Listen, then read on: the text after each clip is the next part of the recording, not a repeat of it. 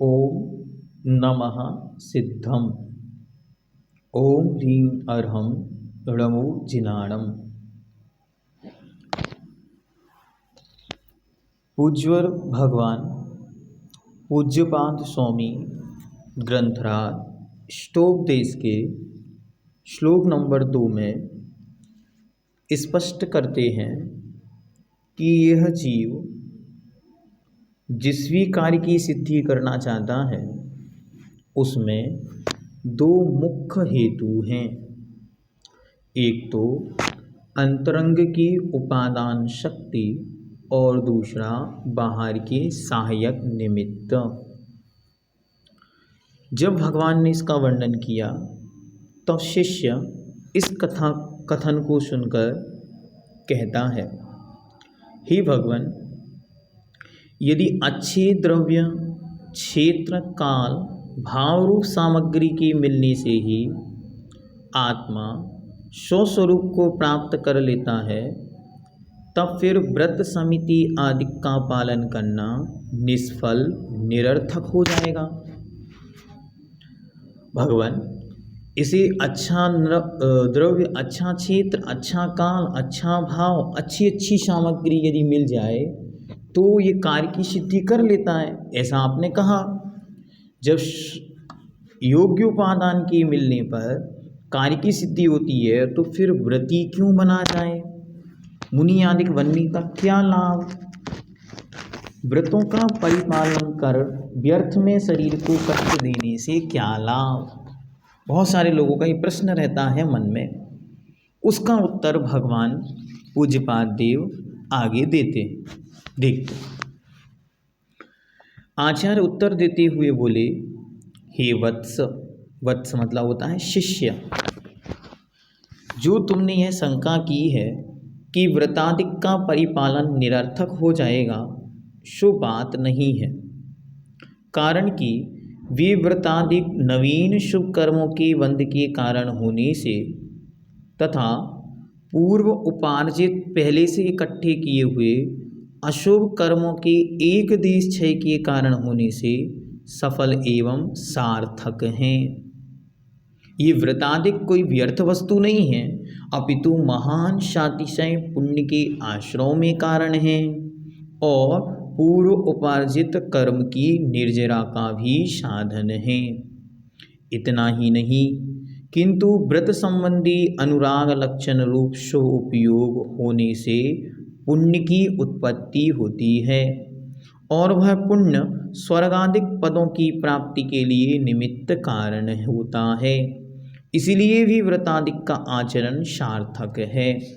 इस बात को प्रकट करते हुए आचार्य श्लोक नंबर 3 में व्रतों की सार्थकता बतलाते हैं।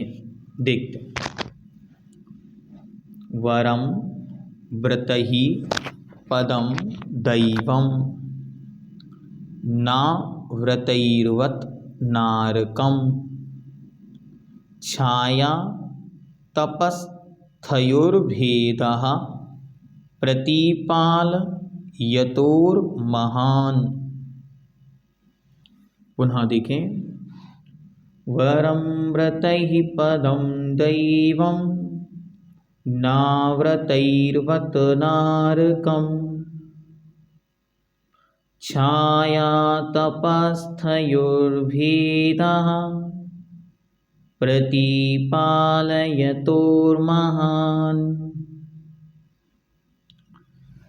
एक एक शब्द का अर्थ देखें।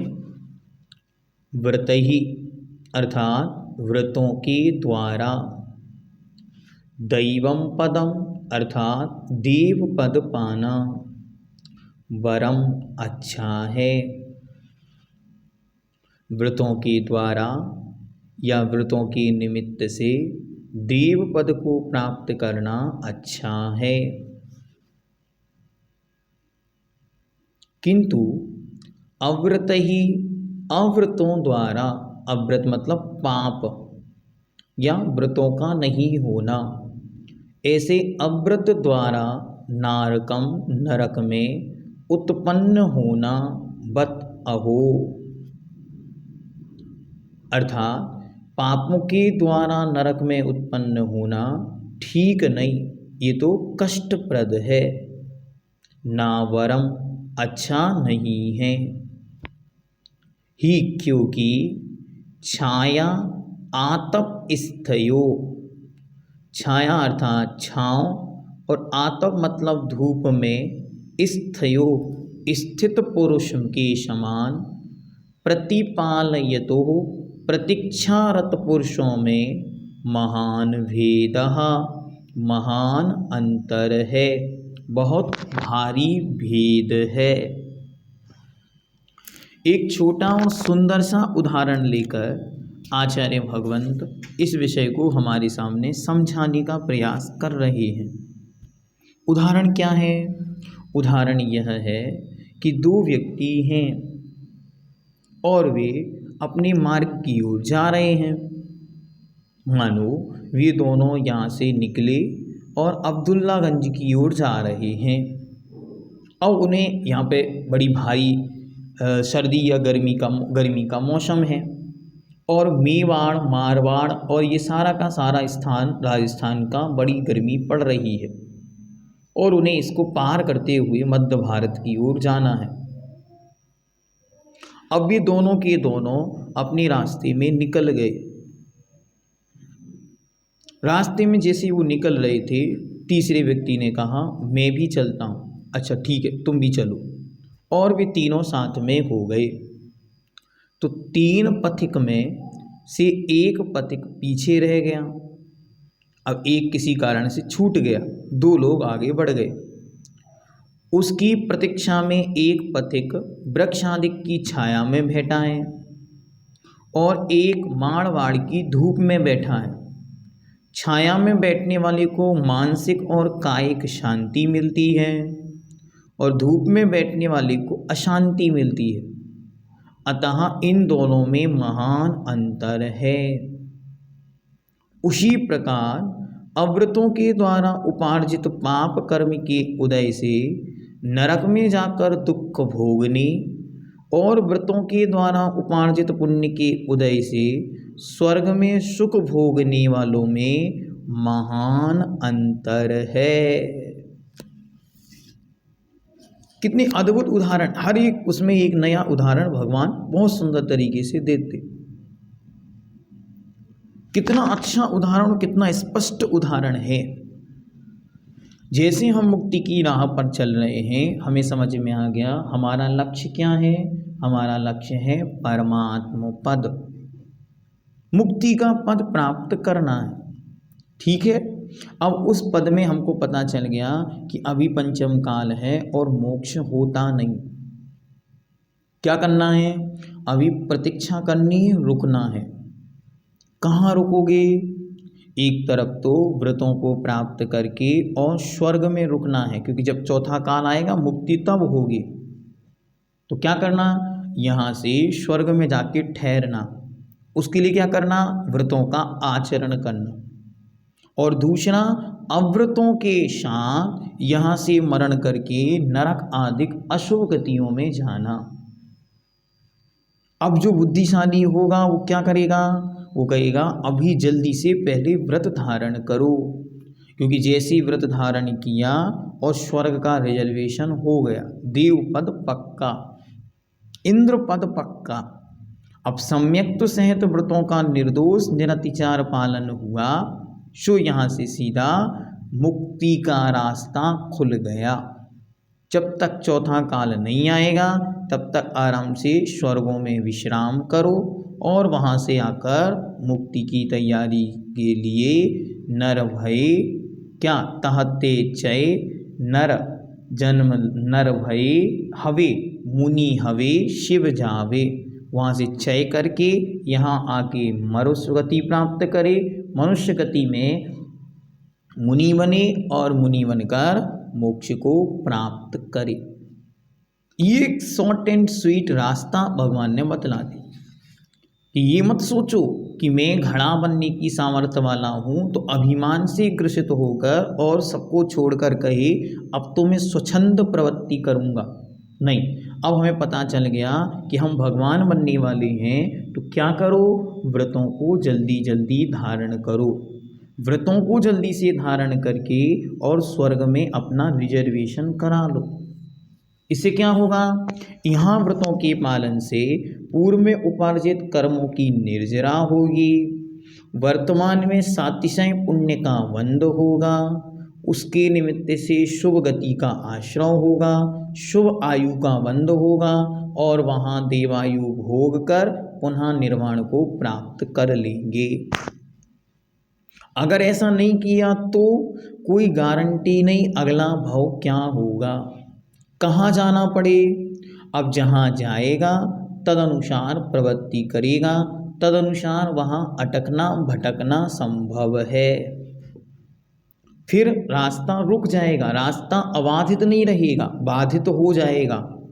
तो जो मुक्ति का मार्ग है उसका सीधा रास्ता क्या, यहाँ व्रत धारण करे, पापों से बचे, स्वर्ग जाए, वहाँ से नीचे आके मुनि हवे, शिव जावे, मोक्ष को प्राप्त करे।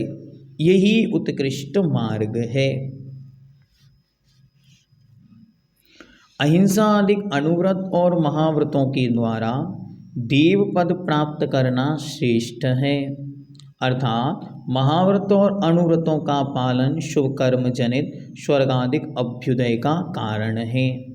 हमने रत्नकरंडक श्रावकाचार्य जी में बहुत अच्छी तरह बहुत डिटेल में 12 व्रतों का स्वरूप जाना और प्रत्येक व्रत के निमित्त से जीवन में हम क्या क्या प्राप्त कर सकते हैं ये भी उन्होंने बहुत अच्छी तरह निश्चेयस अभ्युदय आदि सुखों की प्राप्ति का वर्णन किया। अब दोनों को अच्छी तरह जान लिया, अब क्या करें, व्रतों की आचरण करें। और हिंसादिक अव्रत दुखदायक नरक का कारण है, इसलिए व्रतों का पालन कर स्वर्ग में जाना श्रेष्ठ है। अव्रती रहकर नरक में जाना योग्य नहीं है। अब भी यदि नरक में चला गया तो ये किसकी गलती मानी जाएगी, ये स्वयं की गलती है कि स्वयं ने योग्य समय में सही कार्य ना करके, सही समय में सही निर्णय ना ले करके और अपने साथ गड़बड़ी कर दी। अरे अपना सही समय जान करके अच्छी तरह आगम की बोध ज्ञान से प्राप्त किया, 6 ढाला रत्नकरंडक सब पढ़ा, सब में क्या जाना, ये व्रत हैं और ये अव्रत अर्थात पाप हैं। व्रतों को ग्रहण करते देव पद पाना है और अव्रतों के साथ नरक के दुख भोगना है। अब निर्णय किसका, अपना। ये भगवान पूज्यपाद देव हैं, किसी से नहीं कहते कि आपको क्या लेना क्या छोड़ना, उनने आपको दोनों रास्ते बता दिए। ये धारण करोगे यहाँ जाओगे, ये धारण करोगे यहाँ जाओगे, आपका जो मन पड़े वो कर लो। उदाहरण एकदम सटीक सुंदर, 3 मित्र हैं अपने गंतव्य की ओर जा रहे हैं, एक लेट हो गया, उसने कहा मैं आता हूँ तुम रुको, जब तक ये रुकने, अब रुकना कहाँ आप विचार करो। ये आपकी बुद्धि के ऊपर है कि रुकना कहाँ है। अगर धूप में रुकोगे तो गर्मी लगेगी, कष्ट होगा, मानसिक शारीरिक संताप होगा, और छाँव में रुकेंगे तो अच्छी तरह जब तक मार्ग की उपलब्धि नहीं होती तब तक वो आगे पीछे वाला नहीं आता, तब तक शांति का अनुभव होगा। वही शांति के लिए स्वर्गादिक में जाना है। स्वर्गादिक जाना लक्ष्य नहीं है, स्वर्गादिक तो रास्ते में मिलने वाला विश्राम टिकट है, वो लक्ष्य नहीं है, वो मूल उद्देश्य नहीं है। हमारी यात्रा वहाँ नहीं है, हमारी यात्रा तो मुक्ति की ओर है। लेकिन जब तक उसकी उपलब्धि नहीं होगी तब तक रास्ते में रुकना इसका कार्य है। आगे देखते, मित्र राह देखत खड़े, एक छाया एक धूप, व्रत पालन से देव पद, पाप दुर्गति कूप। कितने शॉर्ट शब्दों में उसको कह दिया हिंदी में, क्या, मित्र राह देखत खड़े, एक छाय एक धूप, और व्रत पालन से देव पद, अव्रत दुर्गति कूप। अव्रत या पापों से दुर्गति का कुआं आपको प्राप्त होगा। जाना कहाँ, ये निर्णय प्रत्येक व्यक्ति का स्वतंत्र होना चाहिए। बाधा कुछ भी नहीं, पापों का स्वरूप अच्छी तरह जानना। पाप क्या है? इस प्रकार 5 पाप हैं जो आत्मा को दुर्गति की ओर ले जाएं, जो आत्मा को शुभ क्रिया से बचाएं, उनका नाम है पाप। ये पाप मुख्य रूप से 5: हिंसा, झूठ, चोरी, कुशील और परिग्रह। किसी को मारना, सताना, कष्ट पहुंचाना, ये हिंसा है। उसके प्राणों का वियोग करना। फिर झूठ, हिंसा, झूठ, किसी को ऐसा सत्य बोलना जिससे उसके प्राणों का घात हो जाए, या देखी हुई, जानी हुई, सुनी हुई वस्तु को उस रूप में नहीं कहना, ये असत्य है। फिर इसको बोलते हैं झूठ। फिर चोरी, किसी के द्रव्य को बिना दिए, किसी की भूली हुई, रखी हुई, पड़ी हुई वस्तु को ग्रहण करना। फिर इसके बाद कुशील, अर्थात किसी को बुरी दृष्टि से देखना या उनके साथ बुरा व्यवहार करना। इसके बाद परिग्रह, परि मतलब चारों ओर से, ग्रह मतलब ग्रहण करना। जो चारों ओर से ग्रहण किया जाता है, जिसमें ममत्व बुद्धि होती है, ये मेरा है, वो सब कुछ परिग्रह है। इन 5 को जितना जितना हम छोड़ेंगे उतना उतना हमारा कल्याण पथ प्रकाशित होगा, मतलब उतना उतना हम ऊपर उठेंगे। इसीलिए इस भव में सबसे सुंदर काम जो हमें करना है वो है पापों से बचना। इसलिए पापों से बचना और पुण्य और व्रतों की ओर आना। अभी पुण्य की आवश्यकता क्यों है? अभी इसको बहुत अच्छी तरह क्लियर इसी पंक्ति में कर रहे हैं कि व्रतों की निंदा मत करो। व्रत क्यों? अरे व्रतों से होना क्या है? मुक्ति तो मिलनी नहीं है। नहीं, ये सब बातें मत करो। अभी तो जितना समय शेष है उसमें जितने जैसे बने व्रतों को धारण कर लें। एक बार फिर से श्लोक देखें। परम अर्थात श्रेष्ठ है व्रत ही व्रतों के द्वारा, पदम दैवम देवताओं का पद पाना। देव पद पाना व्रतों के द्वारा श्रेष्ठ है। अव्रत ही, अव्रत मतलब बिना व्रतों के या पापों के। अव्रत ही ना वरम, अव्रतों के द्वारा नरक में जाना श्रेष्ठ नहीं। या वत शब्द से अर्थ है कष्टप्रद। ओहो, ये क्या स्थिति हो जाएगी? तो अव्रतों के द्वारा नरक में जाना ठीक नहीं, या नावरम मतलब श्रेष्ठ नहीं। फिर कहते हैं उदाहरण के लिए, छाया आतप स्थयोर भेदः, छांव और धूप में खड़े हुए मनुष्यों में प्रतिपालयतो, प्रतीक्षा में स्थित मनुष्यों में महान भेदः, बहुत भारी भेद है। अरे थोड़ा बहुत भेद हो तो फिर भी जाने, लेकिन महान भेद है। इसीलिए आज ही हमको मन बनाना है कि हमारी आत्मा का कल्याण किन निमित्तों से संभव है। यदि इनसे ही संभव है जो हम आज कर रहे हैं तो फिर इसी में अपने आप को लगा के रखना। लेकिन यदि लग रहा है कि जो आज तक हम करते आ रहे हैं इसमें कल्याण संभव नहीं, कल्याण का रास्ता तो व्रतों से होकर गुजरता है, तो फिर व्रतों की ओर बढ़ना। कितने पुण्यशाली जीव है, यदि व्रतों की ओर इस जीवन में नहीं बढ़ा तो फिर आगे पुण्य की गारंटी नहीं। आने वाला समय कैसा मिला पता नहीं। जैसे उन्होंने लिखा, एक एक की दुर्लभता समझते हुए आगे बढ़ना। सबसे पहले नरक निगोदों में से निकलकर पृथ्वी जल अग्नि वायु आदि में जाना, वहाँ से निकलकर 2 इंद्रिय 3 इंद्रिय 4 इंद्रिय 5 इंद्रियों में जाना, 5 इंद्रियों में भी मन शहत बनना, उनमें भी मनुष्य बनना, उनमें भी अच्छी तरह अच्छी आयु शुक्ल द्रव्य क्षेत्र काल की अनुकूलता का मिलना। और अब हम सब मिलके अपनी पीठ थपथपाएं क्योंकि यहाँ तक हम पहुँच गए। इतनी सारी चीज़ों की दुर्लभता हमें मिल गई। अब क्या दुर्लभ है इन सबको पाने के बाद फिर मनुष्य पर्याय में निरोगता, आप सब निरोग हैं क्योंकि अच्छी तरह अध्ययन कर पा रहे हैं, ये निरोगता। फिर इसमें अब दुर्लभ है जिनवाणी में उपयोगिता, वो भी हमारी हो गई।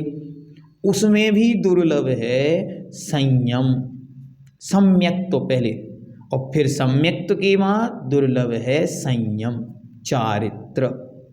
एक देश ही सही, फिर एक देश से सकल देश, ये क्रमशः एक दूसरे से दुर्लभ दुर्लभ हैं। हम कहाँ तक पहुँच गए? हम जिनवाणी में उपयोग तक पहुँच गए। पढ़ने में बहुत अच्छा आनंद आने लगा।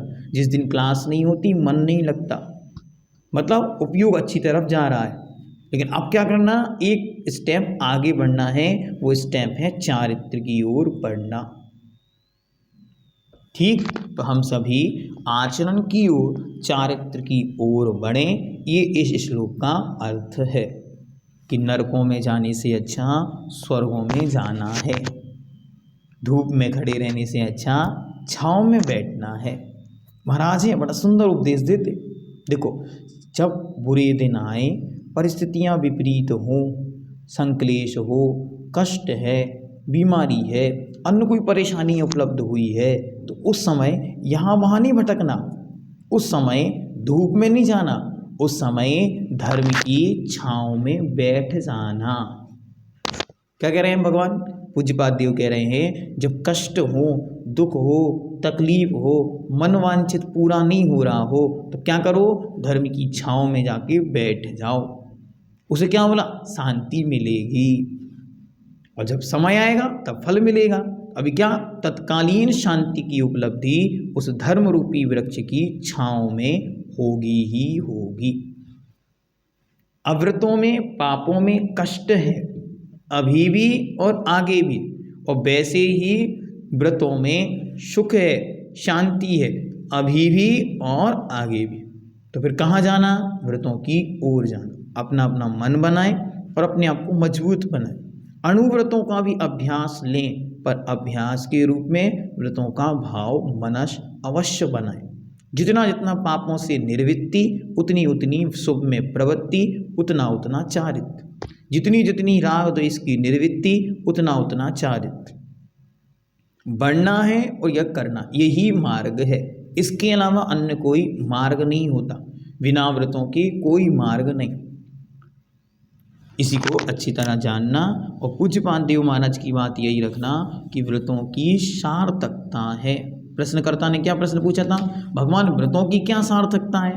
महाराज ने ये बतला दी कि तुम्हारे उपादान में तो यद्यपि भगवान बनने की शक्ति है, लेकिन द्रव्य क्षेत्र काल की अनुकूलता बिना पुण्य के नहीं मिलेगी, और पुण्य व्रतों से आएगा। इसलिए पहले व्रत धारण करो, पुण्य बढ़ाओ, पाप घटाओ, फिर अनुकूलता बनेगी। जब अनुकूलता बनेगी तब मुक्ति की उपलब्धि होगी। अब एक एक के बाद क्रमशः शिष्य प्रश्न पूछता जाएगा, वो फिर प्रश्न मन में आएगा। आप सबके मन में प्रश्न आ रहे होंगे, ये ऐसे कैसे स्वर्ग की बातें करेंगे? हम तो मोक्ष जाने की बातें सुनने आए थे कि भगवान पूज्यपाद देव आत्मा की बातें बतलाएंगे, और ये तो कह रहे हैं कि स्वर्ग चले जाओ। अरे महाराज, स्वर्ग नहीं जाना, स्वर्ग तो हम अनंतों बार गए हैं। तो महाराज अभी आगे समझाएंगे कि ऐसा गड़बड़ मत करो, आगे का विषय और इस धारा को आगे बढ़ाएगा। ओम सिद्धम।